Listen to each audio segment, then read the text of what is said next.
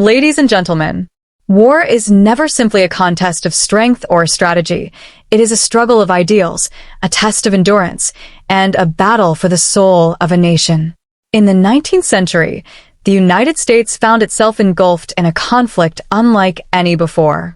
Brother fought against brother, families were torn apart, and the very principles upon which the country was founded were put to the ultimate test. The American Civil War, which began in 1861, was not just a war over land or power, but a battle over the future of the Union itself. Would this country remain whole, or would it fracture permanently along ideological lines?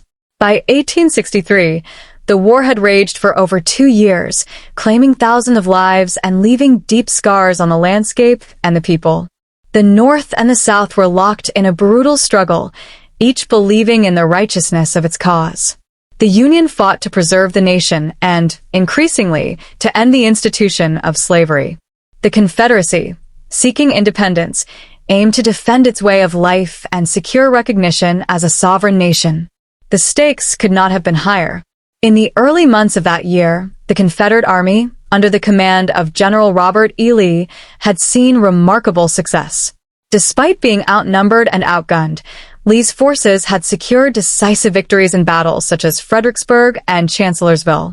His bold leadership and tactical brilliance had kept the Southern cause alive, even as the Union forces sought to wear them down through attrition. However, Lee understood that time was not on his side. The South lacked the industrial strength and manpower of the North, and with each passing day, the Confederacy's ability to sustain the war diminished. A swift and decisive victory was needed, one that could force the North to sue for peace, gain foreign recognition for the Confederacy, and perhaps even break the Union's resolve. It was with this goal in mind that Lee launched his second invasion of the North, marching his army across the Potomac River into Pennsylvania. The rolling hills and fields of the northern countryside had never before seen a battle of such scale, and the people of the Union heartland now found themselves in the path of war. This was not just another campaign. It was a gamble, a bold attempt to bring the fight out of the war-torn South and onto Union soil. If successful, it could shake the very foundation of the North's will to fight. If it failed, the Confederate cause could suffer a blow from which it might never recover. And so, in the heat of early summer, the Confederate Army of Northern Virginia moved steadily northward, while the Union Army of the Potomac, under new leadership, raced to intercept them. Neither side could have known that they were about to converge upon a small town in Pennsylvania, a place that would forever be etched in history. What began as a chance encounter between scouting parties would erupt into a 3-day battle of unprecedented scale, one that would determine the fate of the war and the future of the United States itself. The fields of Gettysburg were about to become a crucible of destiny, where the fate of a divided nation would be decided in blood, courage, and sacrifice. The Battle of Gettysburg, one of the most significant engagements of the American Civil War, took place over the course of 3 days, July 1st, 2nd, and 3rd, 1863. The town of Gettysburg, Pennsylvania, an otherwise quiet and unassuming community, became the epicenter of a conflict that would shape the course of American history. Nestled in the rolling hills of southern Pennsylvania, Gettysburg was a town of only about 2,400 residents before the battle. It was a crossroads town, with 10 major roads converging in its center, making it a strategically significant location for both the Union and Confederate armies. Though no grand military installations or fortifications stood there, its geography and transportation routes made it an ideal point of contention. The summer of 1863 was a pivotal moment in the war. Up to this point, the Confederacy had seen considerable success in the Eastern Theater. The war had been waged mostly in southern states, with Virginia, Maryland, and Tennessee seeing intense fighting. However, General Robert E. Lee sought to shift the war's trajectory. He aimed to move the fight away from the war-weary southern lands and bring the battle into the North. His army, the Army of Northern Virginia, crossed the Potomac River and advanced into Pennsylvania in an attempt to demoralize the Union, threaten key northern cities like Harrisburg, Baltimore, and even Washington, D.C., and perhaps force the Union to negotiate peace. Gettysburg was not initially planned as the site of a major battle. Lee's army was moving northward, gathering supplies and seeking a decisive engagement on favorable ground. Meanwhile, the Union Army of the Potomac, led by its newly appointed commander, Major General George G. Meade, was in pursuit. The two armies, numbering over 160,000 soldiers combined, were maneuvering across Pennsylvania, each seeking an advantage. It was by chance that the first shots were fired in Gettysburg as Confederate forces encountered Union cavalry on the morning of July 1st.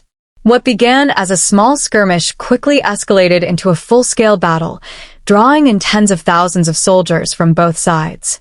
Gettysburg's terrain played a crucial role in shaping the battle. The town itself sat in a valley, surrounded by ridges, hills, and farmlands that would soon become blood-soaked battlegrounds. To the north and west of the town, open fields and rolling hills provided an initial advantage to the advancing Confederate forces. To the south, key defensive positions such as Cemetery Hill, Culp's Hill, and Little Round Top would become vital strongholds for the Union Army. Over the course of 3 days, these natural features dictated the flow of battle as commanders fought for high ground, defensive positions, and strategic roadways. The summer heat was oppressive, and the soldiers on both sides faced not only the horrors of battle but also the relentless sun, exhaustion, and lack of supplies. The town of Gettysburg, overwhelmed by the sheer scale of the conflict, saw its streets filled with wounded and dying men. Civilians, caught in the crossfire, were forced to flee or take shelter in their homes as the town itself became part of the battlefield. By the evening of July 3rd, Gettysburg had become a name forever tied to the war's greatest and bloodiest confrontation. A place once known for its peaceful farmland and quiet roads had now become a site of unimaginable destruction and sacrifice. And as the smoke cleared, the fate of the war and the nation had begun to take a new direction. The Battle of Gettysburg was fought between two massive and battle-hardened forces: the Confederate Army of Northern Virginia, commanded by General Robert E. Lee, and the Union Army of the Potomac, led by Major General George G. Meade. These armies represented not only the military might of their respective nations, but also the deeply entrenched political and ideological divides that had torn the country apart. The Confederate Army, numbering approximately 75,000 soldiers, was composed of veterans who had fought in numerous battles over the previous 2 years. Many of them were hardened by their victories in the Eastern Theater, including major triumphs at Fredericksburg and Chancellorsville. The Army of Northern Virginia was structured into 3 corps, commanded by Lieutenant General James Longstreet, Lieutenant General Richard S. Ewell, and Lieutenant General A.P. Hill. Lee's army had proven itself time and time again, despite often being outnumbered and lacking the industrial resources available to the Union. The soldiers were deeply loyal to Lee, who had become a legendary figure in the South due to his tactical brilliance and ability to secure victories even under difficult circumstances. However, by the time the army reached Gettysburg, it was operating far from its supply lines. Unlike previous battles fought in the South, where food, ammunition, and reinforcements were more accessible, the Confederate forces now had to rely on capturing supplies from northern towns and farms. Their troops, while experienced and determined, were marching deep into enemy territory, and they faced the additional challenge of being unfamiliar with the terrain. On the other side stood the Union Army of the Potomac, a force of roughly 93,000 men, significantly larger than its Confederate counterpart. This army had suffered leadership turmoil in the past, with multiple generals being replaced due to battlefield failures. Just days before the battle, Major General George G. Meade was appointed commander, replacing General Joseph Hooker. Meade, an experienced officer, had little time to impose his own strategies, but he acted decisively in mobilizing his forces to counter Lee's invasion. The Union Army was also divided into multiple corps, each commanded by seasoned generals such as Major General John F. Reynolds, Major General Winfield S. Hancock, Major General George Sykes, and Major General Oliver O. Howard. Unlike the Confederates, the Union forces were fighting on home soil, meaning they had better access to reinforcements and supplies. Additionally, they held the advantage of interior lines, allowing for faster movement and communication between different sections of the battlefield. The soldiers in both armies came from diverse backgrounds. The Confederate ranks were largely made up of men from Virginia, North Carolina, Georgia, and other southern states. Many of these soldiers saw themselves as defenders of their homeland, believing they were fighting for states' rights and independence. The Union soldiers coming from states across the North fought to preserve the Union and, increasingly, to bring an end to slavery. Many were recent immigrants, particularly Irish and German recruits, drawn into service by a mixture of patriotic duty, economic necessity, and, in some cases, forced conscription. Despite their ideological differences, soldiers on both sides shared common hardships. They endured long marches, inadequate food rations, and the constant threat of disease and death. Many of these men had already fought in brutal battles before Gettysburg, and they knew that another bloody confrontation awaited them. As the two armies converged on the small town of Gettysburg, neither side knew they were about to engage in the deadliest battle of the entire war. The soldiers of both the Union and the Confederacy were about to experience 3 days of relentless combat that would leave an indelible mark on the course of American history. The Battle of Gettysburg was not just another clash between the Union and Confederate armies. It was a confrontation with profound strategic implications. The battle represented a turning point in the American Civil War, as it marked the second and final attempt by the Confederacy to invade the North. General Robert E. Lee's decision to take the war into Union territory was a bold and calculated move, one that, if successful, could have drastically altered the course of the war and even the fate of the United States. By the summer of 1863, the Confederacy faced mounting challenges. Though Lee and his Army of Northern Virginia had achieved significant victories in the Eastern Theater, most notably at Fredericksburg, 1862, and Chancellorsville, 1863, the South remained on the defensive. The war had largely been fought in southern states, devastating their infrastructure, agriculture, and economy. Farms and towns in Virginia, the heart of the Confederacy's military operations, had been ravaged by continuous fighting, making it increasingly difficult to sustain the war effort. Additionally, the Union's naval blockade had severely restricted the South's ability to trade cotton for weapons and supplies with European nations. Understanding these challenges, Lee devised a strategy to shift the momentum of the war. His plan was to take the fight out of the South and onto Northern soil, relieving pressure on war-torn Southern states while forcing the Union to defend its own territory. This invasion had several strategic objectives. Weaken Northern morale. By carrying the war into Pennsylvania, Lee aimed to bring fear and uncertainty to the Northern public. Many in the Union had grown weary of the war's heavy toll, and a Confederate victory on Northern soil could have strengthened the voices calling for peace negotiations. Lee hoped that a decisive Confederate victory might push the Union into considering an end to the war on terms favorable to the South. Threaten major Northern cities. The invasion put key Northern cities like Harrisburg, Philadelphia, and even Washington, D.C. at risk. A successful push deeper into the North could have forced the Lincoln administration into a more defensive stance and potentially crippled the Union's war efforts. Disrupt Union military strategy. At the time, the Union Army was engaged in major campaigns in the Western Theater, particularly the Siege of Vicksburg, Mississippi, which was a critical Confederate stronghold along the Mississippi River. By invading the North, Lee hoped to force the Union to divert resources away from Vicksburg, potentially saving the Mississippi stronghold and keeping the Confederacy intact. Gain European recognition. The Confederacy had long sought diplomatic recognition from Britain and France, hoping that these European powers would intervene in the war on their behalf. While Britain and France had been reluctant to officially support the Confederacy due to their anti-slavery stances, a significant Confederate victory on Union soil could have convinced them that the South was a viable, independent nation. If European powers had recognized the Confederacy or provided military aid, it could have dramatically shifted the balance of the war. Force the Union into a decisive battle on Confederate terms. Lee believed that by choosing the battlefield and taking the initiative, he could engage the Union Army on ground of his choosing. His goal was to strike a devastating blow to the Army of the Potomac, forcing it into disarray and opening the door for further Confederate advances. Unlike previous battles in which the Confederacy had fought defensively, this was an opportunity for Lee to dictate the terms of engagement. However, Gettysburg was not Lee's original target. He had intended to maneuver toward Harrisburg, Pennsylvania's capital, and possibly even Philadelphia. But the movements of the Union Army forced an unexpected engagement near Gettysburg, a town that neither side initially planned as the site of a major battle.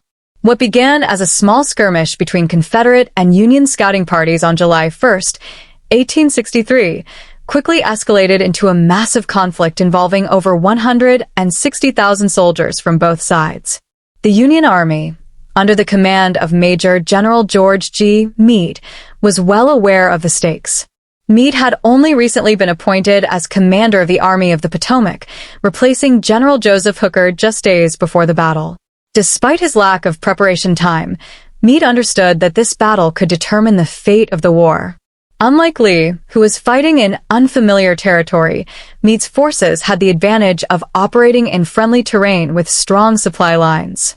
As the battle unfolded, it became clear that Gettysburg would be the decisive encounter both armies had sought.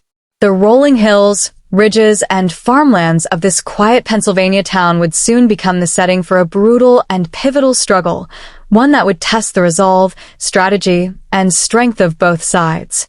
The outcome of this battle would not only shape the future of the Civil War, but also the destiny of the United States itself.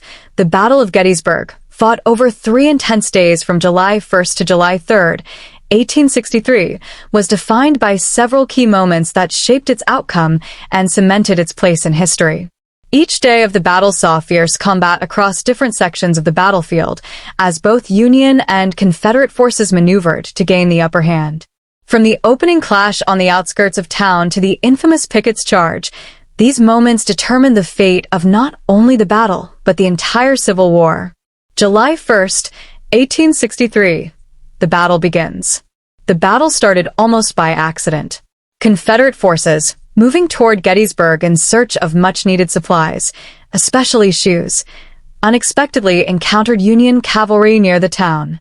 Brigadier General John Buford, commanding a small but experienced Union cavalry force, immediately recognized the importance of holding high ground around Gettysburg. Understanding that Confederate reinforcements were approaching, Buford's men set up defensive positions to delay the Confederate advance until Union infantry could arrive. The Confederates, led by General Henry Haight, launched an attack, forcing Buford's outnumbered men back toward the town. However, as the morning wore on, Union reinforcements under Major General John F. Reynolds arrived. Reynolds, a highly respected officer, took command of the Union defense, but was tragically killed by a Confederate sharpshooter early in the battle. His death was a severe blow to the Union leadership, but his troops continued to hold their ground. As more Confederate reinforcements arrived under General Richard S. Ewell, they launched a massive assault, eventually overwhelming the Union forces. The Union soldiers were forced to retreat through the town of Gettysburg and regroup on Cemetery Hill, a critical defensive position south of the town. Despite losing ground, the Union Army had managed to consolidate its forces on strong defensive terrain, setting the stage for the next day's brutal fighting. July 2nd, 1863, the bloodiest day.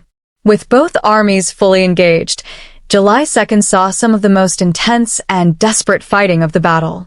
General Robert E. Lee, believing his army had the advantage, ordered a series of coordinated attacks against the Union defensive line, which stretched along Cemetery Hill, Culp's Hill, and Little Round Top. Lee's 1st Corps commander, James Longstreet, was tasked with attacking the Union left flank, which was positioned along Little Round Top, the wheat field, Devil's Den, and the Peach Orchard. Longstreet's attack was delayed, giving the Union time to reinforce key positions. When the attack finally began in the late afternoon, it resulted in some of the most ferocious hand-to-hand combat of the entire war. Little Round Top became the scene of legendary heroism. Union Colonel Joshua Lawrence Chamberlain and his 20th Maine Regiment were positioned at the extreme left of the Union line. Running low on ammunition and facing repeated Confederate assaults, Chamberlain ordered a desperate bayonet charge, driving the Confederates back and securing the hill. This action is often credited with saving the Union flank from collapse. In the wheat field and the peach orchard, thousands of men from both sides engaged in brutal, chaotic combat. Control of the fields changed hands multiple times, leaving them covered with dead and wounded soldiers. In Devil's Den, Confederate sharpshooters took up positions among the boulders, creating deadly crossfire that made movement perilous for Union troops. While Longstreet's assault on the Union left was devastating, Lee's attack on the Union right at Culp's Hill and Cemetery Hill also resulted in heavy fighting. Confederate forces initially gained some ground but failed to break through the Union defenses. As night fell, both sides had suffered massive casualties, but the Union line remained intact. July 3, 1863, Pickett's charge and the climax of the battle. Believing the Union center to be weakened, Lee made a fateful decision on July 3rd. He ordered a massive frontal assault on the center of the Union line at Cemetery Ridge. This assault, led by Major General George Pickett, would become one of the most infamous moments in military history, known as Pickett's Charge. Prior to the charge, Lee ordered an artillery bombardment, the largest of the war, with over 150 Confederate cannons firing on Union positions. However, much of the bombardment overshot its targets, doing little damage to the entrenched Union troops. When the bombardment ended, Pickett's division, along with two other Confederate divisions, began their advance, approximately 12,500 men marching in tight formation across open fields for nearly a mile, directly into Union fire. As they advanced, Union artillery and rifle fire tore into their ranks, cutting down men by the hundreds. Despite the withering fire, some Confederates managed to breach the Union line at a place known as the Angle, but their success was short-lived. Union reinforcements swiftly counterattacked, pushing the Confederates back and inflicting catastrophic losses. Of the men who participated in Pickett's charge, over 50% were killed, wounded, or captured.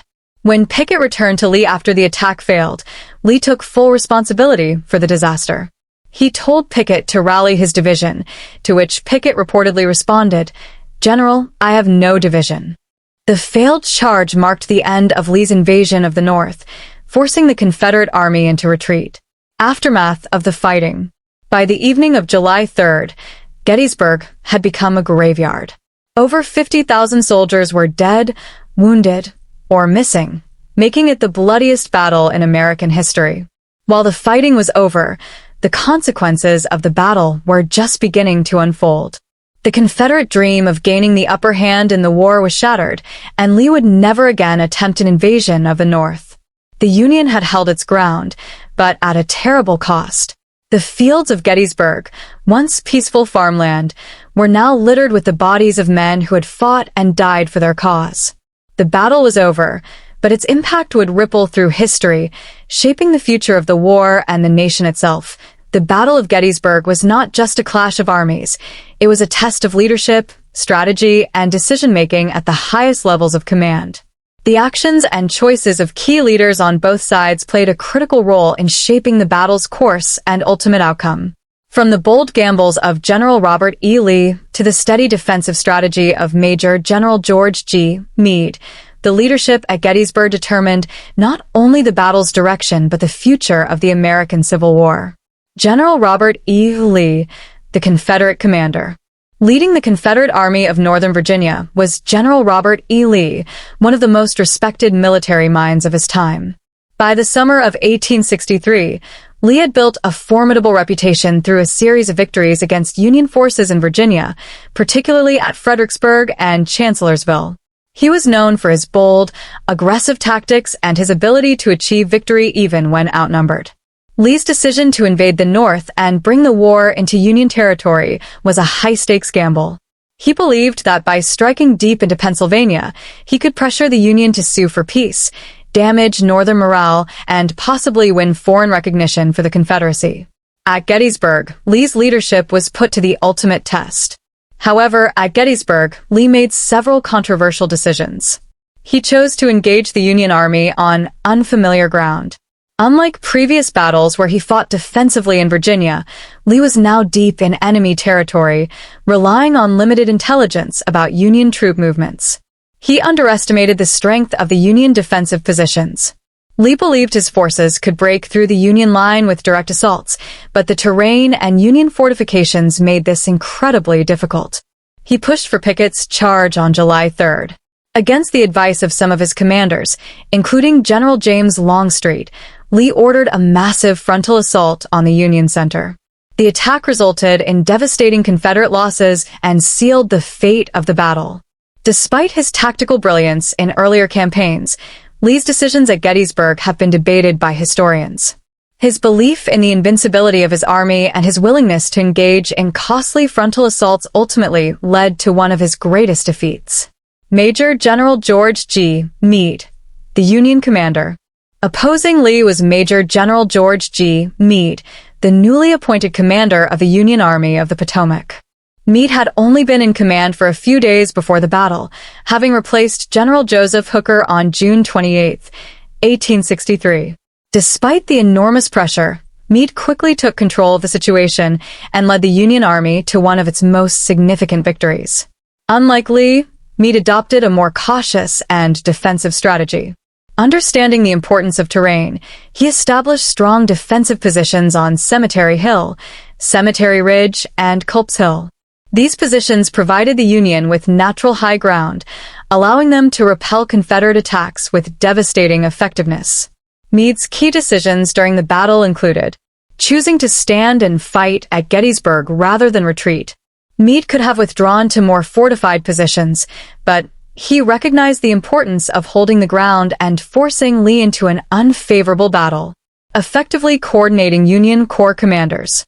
Unlike previous Union generals, who often struggled with battlefield coordination, Meade worked closely with his subordinates, ensuring that reinforcements and reserves were positioned effectively, maintaining a strong defensive posture. Rather than engaging in risky offensive attacks, Meade allowed Lee to exhaust his forces in costly assaults, particularly on July 2nd and 3rd. Although Meade successfully defended Union territory and dealt Lee a crushing defeat, he has been criticized for not pursuing Lee's retreating army more aggressively. President Abraham Lincoln was frustrated that Meade did not press the advantage, potentially ending the war sooner. However, considering the exhaustion of the Union forces and the heavy casualties they had suffered, Meade's cautious approach may have been the most prudent decision. General James Longstreet, Lee's reluctant lieutenant. One of the most significant figures on the Confederate side was Lieutenant General James Longstreet, Lee's most trusted corps commander. Longstreet was a seasoned veteran and one of the Confederacy's most capable generals. At Gettysburg, he was assigned to lead the main Confederate attacks on July 2nd and 3rd. However, he strongly disagreed with Lee's tactics, particularly the decision to launch Pickett's charge. Longstreet believed that the Confederates should have maneuvered around the Union position rather than engaging in a direct assault. He argued that attacking fortified Union positions on high ground was a grave mistake, but Lee was determined to press forward. Despite his personal doubts, Longstreet carried out Lee's orders, leading the assaults on the Union left flank at Little Round Top, Devil's Den, and the Wheatfield. The fighting was brutal, but Union forces, particularly Joshua Chamberlain's 20th Maine Regiment, held their ground. On July 3rd, Longstreet was again ordered to lead the attack, known as Pickett's Charge. He reluctantly complied, knowing it would likely fail. When asked by General Pickett for the signal to begin the charge, Longstreet reportedly could not bring himself to speak, simply nodding in sorrow. His concerns proved correct. Pickett's charge ended in disaster. Longstreet's opposition to Lee's tactics at Gettysburg strained their relationship, and in later years, he would become one of Lee's most vocal critics. His belief that the Confederacy should have fought a more defensive war rather than launching bold offensives remains a major point of historical debate. Other key leaders and their impact. Major General John F. Reynolds, one of the Union's finest commanders, Reynolds played a crucial role in the early fighting on July 1st, reinforcing the Union position and preventing a complete collapse. Tragically, he was killed in the opening hours of the battle. Major General Winfield S. Hancock, a highly respected Union officer, Hancock took command of the Union Center and played a pivotal role in repelling Pickett's charge on July 3rd. His leadership was instrumental in maintaining Union morale and defense. Lieutenant General Richard S. Ewell, Confederate tasked with capturing Cemetery Hill on July 1st, Ewell hesitated instead of pressing the attack, allowing Union forces to fortify their position. Many historians believe that if he had been more aggressive, the battle might have ended differently. Brigadier General George Pickett, Confederate Pickett's division, led the doomed Pickett's charge. His men suffered catastrophic losses, and his name became forever linked to one of the greatest failures in Confederate military history. Leadership's role in the outcome. The leadership at Gettysburg demonstrated the critical importance of decision-making in warfare. Lee's boldness and overconfidence led to costly mistakes, while Meade's cautious but effective defensive tactics secured a Union victory. Longstreet's reluctance, Ewell's hesitation, and Hancock's battlefield leadership all played crucial roles in shaping the battle. The decisions made over these 3 days not only determined the outcome of the battle but also shifted the course of the war, bringing the Union closer to ultimate victory. The Battle of Gettysburg was not only a clash of grand strategies and military leadership, but also a brutal and deeply personal struggle for the tens of thousands of soldiers who fought there. Over the course of 3 days, more than 160,000 men, farmers, laborers, clerks, and former slaves, endured some of the most grueling combat of the American Civil War. Their experiences, filled with exhaustion, hunger, fear, and unimaginable violence, reveal the true cost of war beyond numbers and maps. The conditions leading up to the battle. For both Union and Confederate soldiers, the march to Gettysburg had been long and exhausting. Many Confederate troops had been marching for weeks through Virginia, Maryland, and Pennsylvania, often covering over 20 miles a day in the sweltering summer heat. Their supply lines were stretched thin, and many lacked proper footwear, with stories of soldiers marching barefoot on rocky roads. Some units entered Gettysburg not in search of battle but looking for much-needed supplies, particularly shoes, as their own had worn out from the long march. Union soldiers also faced extreme hardships. The Army of the Potomac, under General Meade, had been moving quickly to intercept Lee's forces, pushing their limits to reach Gettysburg in time. They, too, marched under the hot July sun, often on limited rations, and arrived at the battlefield already weary from their journey. By the time the battle began on July 1st, 1863, both sides were exhausted but determined. For the common soldier, the fight ahead would be unlike anything they had ever experienced. The brutality of combat. The battlefields of Gettysburg ranged from open farmlands to dense woods and rocky hills, each presenting unique horrors for the men who fought there. The fighting was relentless, with soldiers engaged in bloody hand-to-hand combat, deadly long-range musket volleys, and brutal artillery bombardments that shattered the landscape. July 1st. The first day of battle saw Union forces initially holding their ground before being pushed back through the town of Gettysburg. As they retreated, soldiers fought street to street, dodging sniper fire and struggling to navigate the chaos. Many were captured as Confederate forces surged forward, while others desperately scrambled to the high ground of Cemetery Hill to form a new defensive line.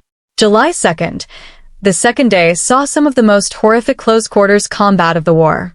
In places like Devil's Den, the wheat field, and the peach orchard, soldiers fought in tangled fields and rocky outcroppings, where visibility was limited and death was sudden. Bayonet charges, hand-to-hand fighting, and desperate last stands became common. Blood soaked the ground, and the cries of the wounded filled the air. July 3rd, the final day of battle brought Pickett's charge, a moment of sheer terror for the Confederate soldiers ordered to march nearly a mile across open ground under relentless Union artillery fire. As they advanced, shells and cannonballs tore through their ranks, leaving hundreds dead or maimed before they even reached the enemy line. Those who made it to the Union defenses engaged in desperate, suicidal combat before being driven back. Throughout the battle, soldiers endured unimaginable sights, friends and comrades being blown apart, officers killed mid-command, and the wounded crying out for water as they lay dying in the sun. The smell of gunpowder and death filled the air, and many soldiers would later describe Gettysburg as the most horrifying experience of their lives. Weapons and technology. The tools of war. The Battle of Gettysburg was fought with a mix of old and new military technology, making it particularly deadly. Muskets and rifles. Most soldiers carried .58 caliber rifled muskets, such as the Springfield Model 1861 or the Enfield Pattern 1853, which had an effective range of up to 500 yards. Unlike older smoothbore muskets, these weapons were far more accurate, allowing soldiers to kill from greater distances. Bayonets. While rifles were the primary weapons, many soldiers had to resort to bayonet combat in close-quarters fighting. The sight of men locked in brutal hand-to-hand combat, stabbing and slashing with bayonets, was a common and horrifying reality. Artillery. Cannons played a massive role in the battle, with both sides deploying powerful field artillery such as Napoleon's, Parrott rifles, and howitzers. The deadly canister shot, which turned cannons into giant shotguns, could rip through entire lines of advancing soldiers in seconds. Cavalry. Though less involved in the main battle, cavalry units conducted reconnaissance, raided supply lines, and engaged in skirmishes. On July 3rd, Union cavalry under Brigadier General George Custer helped prevent a Confederate flanking maneuver. The psychological toll on soldiers. The mental and emotional strain of the battle was immense. Soldiers fought for hours without rest, often without food or water, surrounded by the screams of the dying. Many experienced what would now be recognized as combat trauma or post-traumatic stress disorder, PTSD. The Battle of Gettysburg, fought from July 1st to July 3rd, 1863, left an undeniable mark on the American Civil War and the nation itself. It was not just the bloodiest battle of the war, but also a turning point that reshaped the conflict's trajectory. Yet beyond the military significance, Gettysburg's aftermath was one of immense suffering, loss, and destruction. The battlefield, once rolling farmland and peaceful hills, was now a place of death, filled with the bodies of fallen soldiers, the cries of the wounded, and the overwhelming burden of caring for the shattered remnants of two massive armies. The cost in human life and suffering. The Battle of Gettysburg resulted in staggering casualties on both sides. Estimates suggest that over 50,000 men were killed, wounded, or missing, making it the bloodiest battle in American history. The sheer scale of loss was nearly incomprehensible. Union Army of the Potomac. Roughly 23,000 casualties, including over 3,100 dead, 14,500 wounded, and thousands more missing or captured. Confederate Army of Northern Virginia. Estimated 28,000 casualties, with over 3,900 dead, 18,000 wounded, and thousands captured or missing. In just 3 days, tens of thousands of men had been struck down, leaving behind devastated families and communities. Countless soldiers lay wounded in agony, many without medical care for hours or even days. The once thriving town of Gettysburg was transformed into one massive field hospital, where homes, churches, and barns were converted into makeshift medical stations.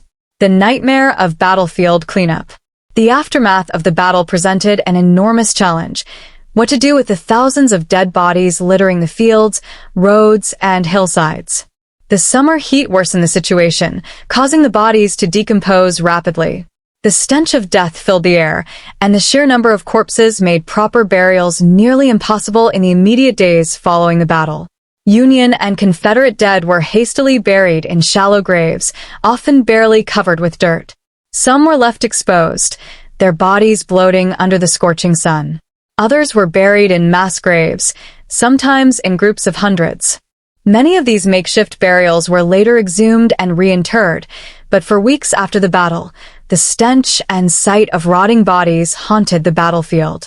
Dead horses, which numbered in the thousands, also posed a severe problem.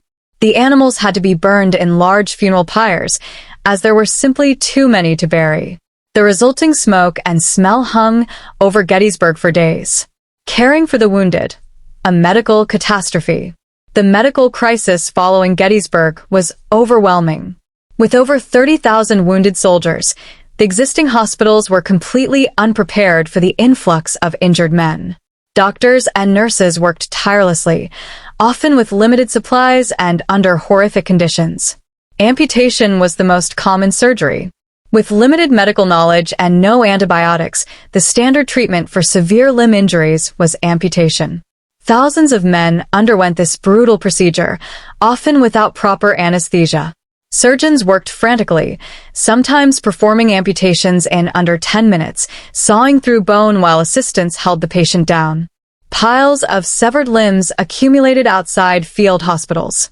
Disease and infection killed more than bullets. With no understanding of germ theory, medical personnel often reused bloody instruments, spreading deadly infections. Gangrene, sepsis, and dysentery killed thousands in the days and weeks following the battle. Civilians were forced into service. Gettysburg's residents, many of whom had never witnessed such horror, were suddenly pulled into the grim reality of war. Women and children became impromptu nurses, treating wounded soldiers in their homes. Every available building was turned into a hospital, and farmhouses were filled with moaning, suffering men. The impact on Gettysburg civilians. For the people of Gettysburg, life would never be the same. Before the battle, Gettysburg had been a quiet farming town of just 2,400 residents. In the days after the battle, it became the epicenter of a humanitarian crisis, with tens of thousands of wounded, dead, and dying men overwhelming every aspect of daily life. Homes were destroyed. Many buildings were reduced to ruins by artillery fire, while others were looted for supplies. Civilians returned to find their homes riddled with bullet holes and filled with bloodstains. Farms were ruined. The battle had ravaged the countryside. Fields were trampled, fences destroyed, and livestock killed.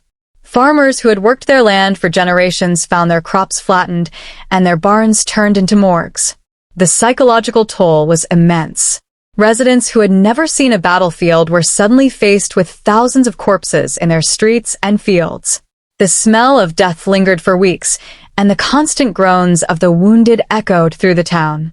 The Confederate retreat, a difficult withdrawal. After the failure of Pickett's charge, General Robert E. Lee realized his army could no longer hold its ground. On the night of July 4th, during a torrential rainstorm, Lee began his retreat toward Virginia. However, his army was in no condition for a swift withdrawal. Thousands of wounded men had to be transported on wagons over muddy roads, and the Confederate army faced constant harassment from Union cavalry as they tried to escape. The wagon train of wounded stretched over 17 miles. Confederate soldiers, many suffering from gunshot wounds, broken bones, and amputations, endured the painful journey south. Some died along the way and were left behind. Lee's army was demoralized. Having suffered massive losses, the once mighty Army of Northern Virginia would never fully recover. The retreat marked the end of Confederate hopes for a major Northern victory. Union forces pursued, but did not destroy Lee's army. General Meade was cautious, choosing not to launch a major attack on Lee's retreating forces. This decision frustrated President Lincoln, who believed Meade had missed an opportunity to end the war right then and there. Long-term consequences of the battle. While the immediate devastation was overwhelming, the impact of Gettysburg would last far beyond July 1863. A turning point in the war, the Confederate invasion of the North had been stopped. From this point forward, Lee's army would be mostly on the defensive, struggling to recover from its losses. The Gettysburg Address, 4 months after the battle, on November 19, 1863, President Abraham Lincoln would deliver one of the most famous speeches in American history at the dedication of the Gettysburg National Cemetery. His words, emphasizing the ideals of freedom, unity, and sacrifice, would forever redefine the meaning of the war. The scars on Gettysburg remained. For years after the battle, Gettysburg remained a haunted place. Unexploded shells, bones, and relics were still being discovered decades later. The land bore the scars of war, and the memories of those who had fought there would never fade. The aftermath in memory and history. Gettysburg became more than just a battlefield. It became a symbol. Veterans from both North and South returned to the site in later years, standing on the fields where they had once fought, some shaking hands with former enemies. The battle came to represent not just a Union victory, but the cost of war, the price of freedom, and the sacrifices made to preserve the nation. The war would continue for nearly 2 more years, but after Gettysburg, the Confederacy would never again launch a major offensive into Northern territory. The battle had changed the course of history, and its legacy would endure for generations to come. The Battle of Gettysburg was more than just another bloody confrontation in the American Civil War. It was a turning point that reshaped the conflict and ultimately set the Union on the path to victory.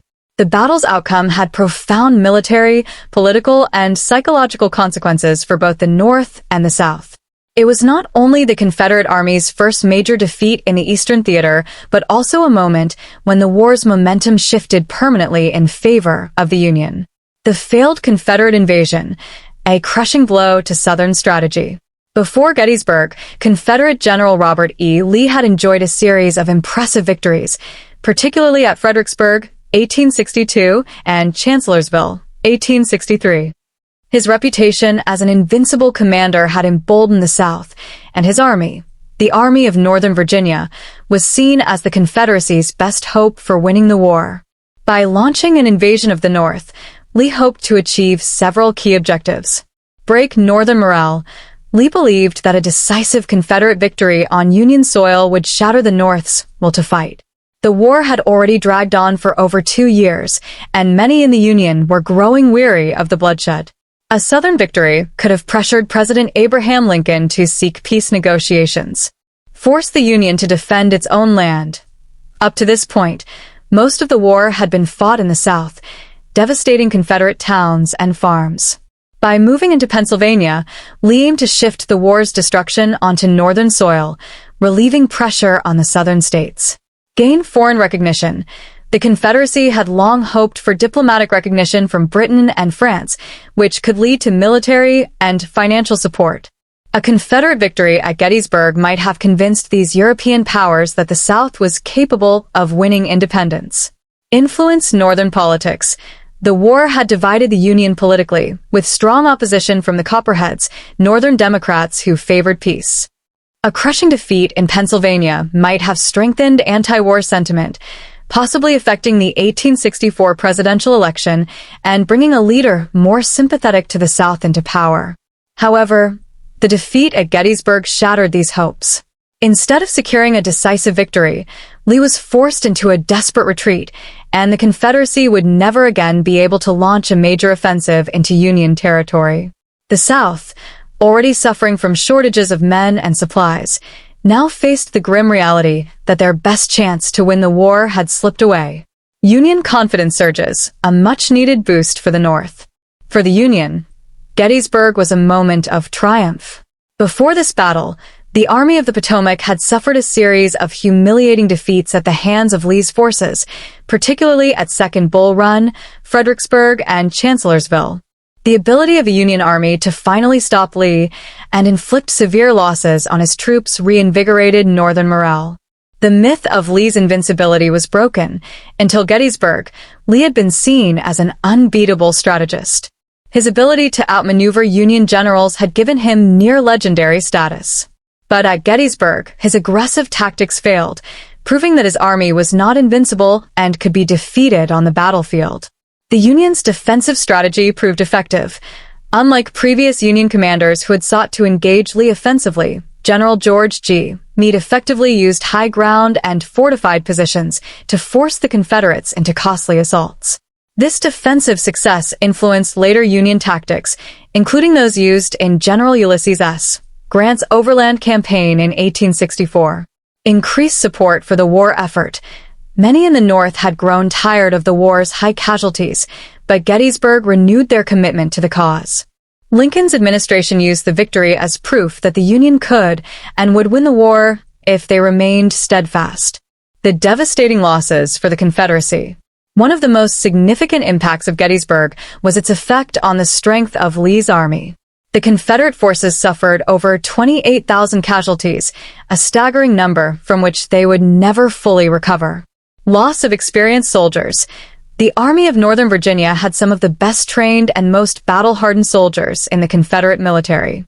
The casualties at Gettysburg meant that many of Lee's best men were lost, and they could not be easily replaced. Unlike the Union, which had a larger population and better recruitment efforts, the South struggled to replace lost troops. Diminished officer corps. Many experienced Confederate officers were killed or wounded at Gettysburg, including General William Barksdale, General Richard Garnett, and General Lewis Armistead. This loss of leadership weakened the effectiveness of Lee's forces in future battles. Equipment and supplies could not be replaced. Unlike the Union, which had a thriving industrial base, the Confederacy had limited resources. The heavy losses at Gettysburg meant thousands of rifles, cannons, and ammunition were lost, supplies that the South could not easily replenish. The end of Confederate offensives, a permanent shift to defense. Gettysburg was the last time the Confederacy would launch a full-scale invasion of the North. From this point forward, Lee was forced onto the defensive, constantly reacting to Union advances rather than dictating the course of the war. The Siege of Vicksburg, July 4th, 1863, just one day after Gettysburg ended, General Ulysses S. Grant secured the surrender of Vicksburg, Mississippi, giving the Union complete control of the Mississippi River. This split the Confederacy in half and further weakened Southern resistance. Grant takes command. 1864 Lincoln, impressed by Grant's success, appointed him as General-in-Chief of all Union armies. Grant adopted a strategy of total war, relentlessly attacking Lee's forces and wearing them down through attrition. The road to Appomattox, 1865. The Confederate retreat from Gettysburg marked the beginning of the end. Over the next 2 years, Lee's army would be gradually pushed south, culminating in his surrender to Grant at Appomattox Courthouse in April 1865. The battle's political impact, Lincoln's response, and the Gettysburg Address. Gettysburg's significance extended beyond military strategy. It shaped the political and ideological direction of the war. 4 months after the battle, on November 19, 1863, President Abraham Lincoln delivered the Gettysburg Address, one of the most famous speeches in American history. In just 272 words, Lincoln redefined the war's purpose, not just as a struggle to preserve the Union, but as a fight for the principles of democracy, equality, and freedom. He honored the fallen soldiers by declaring that their sacrifice was not in vain and that the nation must ensure that government of the people, by the people, for the people, shall not perish from the earth. The speech transformed Gettysburg from just a battlefield into a symbol of national unity and sacrifice. It solidified the war's moral cause, reinforcing the idea that the Union's victory would bring about a new birth of freedom for the entire nation. A war that would never be the same again. Gettysburg changed the American Civil War in ways that no other battle had before. It ended the Confederate dream of foreign recognition, shattered the illusion of Southern invincibility, and forced Lee into a defensive posture that would ultimately lead to the collapse of the Confederacy. While the war continued for nearly 2 more years, the events at Gettysburg had already sealed the South's fate. The Union, reinvigorated by its victory, pressed forward with renewed determination, ensuring that the sacrifices made on those Pennsylvania fields would not be forgotten. The Battle of Gettysburg was not just a military confrontation. It became one of the most defining moments in American history. It marked the turning point of the Civil War, altered the course of the nation's future, and cemented itself in the collective memory of the American people. The battle's impact was felt long after the last shot was fired, influencing military strategy, national identity, political thought, and even how the country remembered and honored its fallen soldiers. The legacy of Gettysburg extends beyond just war. It touches on themes of unity, sacrifice, democracy, and the ongoing struggle for the ideals upon which the United States was founded. A symbol of the Union's resolve. The Union victory at Gettysburg became a powerful symbol of perseverance and resilience. Before the battle, the Civil War had reached a critical moment. The North had suffered significant defeats, and many doubted whether the Union could prevail. The victory at Gettysburg silenced those doubts. It demonstrated that the Union could stand against the Confederacy's best forces and that the sacrifices made by thousands of soldiers had not been in vain. For the North, Gettysburg was more than just a military success. It was proof that the Union was worth fighting for. The men who fought and died on those hills and fields had defended not just territory, but the very idea of a unified nation. Their sacrifice became a rallying point for the continuation of the war effort and the ultimate goal of restoring the United States as one indivisible country. The Gettysburg Address, a redefinition of American ideals. 4 months after the battle, President Abraham Lincoln traveled to Gettysburg to dedicate the soldiers' national cemetery. There, on November 19, 1863, he delivered the Gettysburg Address, a short but profound speech that redefined the Civil War and its meaning. Lincoln's words transformed Gettysburg from just another battlefield into a sacred symbol of American democracy. He spoke of the war as a test of whether a nation conceived in liberty and dedicated to the proposition that all men are created equal could endure. His speech reminded the American people that the war was not just about territory or military victory, but about ensuring that the principles of freedom and democracy would survive. A new birth of freedom. Lincoln framed the war as a struggle for civil rights and equality, setting the stage for the eventual abolition of slavery. A duty to honor the fallen. He urged the living to continue the work that those who had died at Gettysburg had begun, ensuring that their sacrifices were not in vain. A lasting vision of democracy. Lincoln's speech reinforced the idea that the United States was a nation built on democratic principles and that it must remain so. The Gettysburg Address remains one of the most influential speeches in history, continuing to inspire generations of Americans. Its legacy is seen in the nation's ongoing commitment to equality, unity, and democratic ideals. Gettysburg's role in shaping military strategy. Gettysburg provided important military lessons that influenced warfare long after the Civil War ended. The importance of high ground. The Union's control of Cemetery Hill, Culp's Hill, and Little Round Top proved decisive. Military leaders learned that holding the high ground provided a crucial advantage in both offense and defense, a lesson that would be applied in later wars. The dangers of frontal assaults. Pickett's charge, the disastrous Confederate attack on July 3rd, demonstrated the futility of charging heavily fortified positions without adequate artillery support. This lesson shaped future military tactics, leading to a greater emphasis on maneuver warfare rather than head-on assaults. The necessity of logistics and supply lines. The Confederate defeat at Gettysburg was due in part to Lee's extended supply lines, which made it difficult for his army to sustain itself in enemy territory. Future military planners placed greater emphasis on securing strong supply lines before launching offensives. The strategic lessons of Gettysburg were studied by military leaders around the world, from World War I generals to modern-day strategists. The principles of defensive positioning, combined arms tactics, and logistical planning continue to influence military doctrine today. Gettysburg as a national landmark, a battlefield preserved in memory. Unlike many other battlefields that faded into history, Gettysburg became a place of remembrance and pilgrimage. Almost immediately after the battle, efforts began to preserve the land where so many had fought and died. The creation of Gettysburg National Cemetery, 1863. Shortly after the battle, a national cemetery was established to give Union soldiers a proper resting place. Thousands of bodies were exhumed from shallow battlefield graves and reburied in marked plots. Gettysburg National Military Park, 1895. Recognizing the battlefield's significance, the U.S. government designated Gettysburg as a protected national park, preserving its landscape and key battle sites for future generations. Veteran reunions and reconciliation. In the decades following the war, Union and Confederate veterans returned to Gettysburg to commemorate their experiences. The 50th anniversary in 1913 saw thousands of former soldiers reunite on the battlefield, shaking hands over the very ground where they had once fought.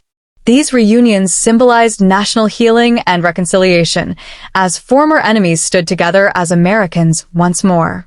Today, Gettysburg is one of the most visited historical sites in the United States, attracting millions of people who walk its hallowed grounds to reflect on the sacrifices made there. Gettysburg's influence on American identity. Beyond its military and historical importance, Gettysburg became a symbol of the nation's character. The themes of unity, sacrifice, and perseverance that emerged from the battle continue to shape how Americans view their country and its values. A symbol of national unity, Gettysburg stands as a reminder that even in the darkest times of division, the United States has the ability to overcome its struggles and emerge stronger. The price of freedom. The battle underscores the cost of defending democracy. The men who fought at Gettysburg laid down their lives for an ideal, the belief that the nation must remain united and free. An inspiration for future generations. From civil rights activists to modern military leaders, the story of Gettysburg has been cited as an example of courage, perseverance, and the pursuit of justice. The unfinished work of Gettysburg. Even after more than a century and a half, the legacy of Gettysburg continues to evolve. The battle's lessons about democracy, equality, and national unity remain relevant in modern times. Lincoln's call to ensure that government of the people, by the people, for the people, shall not perish from the earth still resonates today. Gettysburg reminds Americans of their shared history and the sacrifices made to preserve the Union and its values. It is a place where past and present intersect, a battlefield that became a monument to the endurance of a nation and the ideals that continue to define it. As we reflect on the Battle of Gettysburg, we are reminded that it was more than just a clash of armies. It was a defining moment in the history of the United States. The fields of Gettysburg, once filled with the smoke of battle and the cries of the wounded, now stand as a monument to the resilience, sacrifice, and enduring spirit of a nation. It is a place where the past continues to speak to us, urging us to remember the price of unity and the cost of freedom. For the soldiers who fought and died here, their sacrifice was not just for their comrades, their states, or even their generation. It was for the future of the United States itself. Their courage and commitment to their cause, whether Union or Confederate, shaped the trajectory of a nation that was still young, still evolving, and still defining itself. In their struggle, we see the unbreakable determination of a people willing to endure hardship for what they believed was right. But Gettysburg's story does not end with the battle itself. It extends beyond the war, beyond the speeches, and even beyond the cemetery that holds the fallen. Its lessons continue to challenge and inspire. The ideals that were fought for, freedom, equality, and national unity, are not relics of the past, but responsibilities for the present and the future. Lincoln's Gettysburg Address reminded the nation that the work was not yet finished, that the sacrifices made here demanded a renewed dedication to the principles upon which the country was founded. That challenge remains with us today. Every generation must answer the call to preserve the Union, defend democracy, and uphold justice. The battle may have ended in 1863, but the struggle to create a more perfect Union continues. And so, as we walk the grounds of Gettysburg today, we do not just see a battlefield, we see a reminder of what it means to be an American. We see the footprints of those who came before us, who fought for a cause greater than themselves, and who left us with the responsibility to carry forward their legacy. The echoes of their bravery, their sacrifice, and their unwavering spirit still linger in the wind that sweeps across these hills. Let us remember Gettysburg not just as a place where history was made, but as a place where the future was forged.